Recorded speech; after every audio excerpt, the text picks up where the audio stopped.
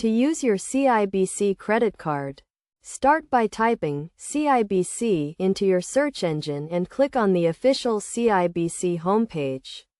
On the right side, you'll see a section to enter your card number and password, which will sign you into your account. Once logged in, you'll have access to various options, including personal bank accounts, credit cards, mortgages, and lending. To manage your credit card, click on the Credit Cards option, where you can discover available cards, compare rewards, and view all credit card options. From there, you can select Manage My Card to simplify your banking and interact with your credit card. This is where you can make changes, find rewards, or use your credit card information.